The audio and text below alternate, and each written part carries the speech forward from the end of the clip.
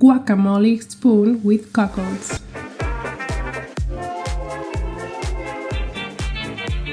Dice the onion and tomato into small cubes. Then, cut open the avocados, scoop out the flesh, and finally chop it.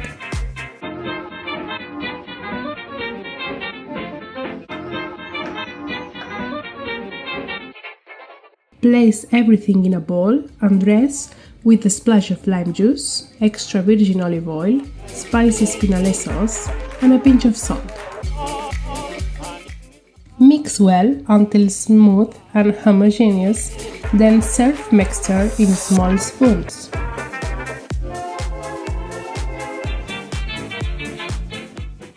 Top each spoon with a couple of cockles and an extra drizzle of spicy Espinaler sauce.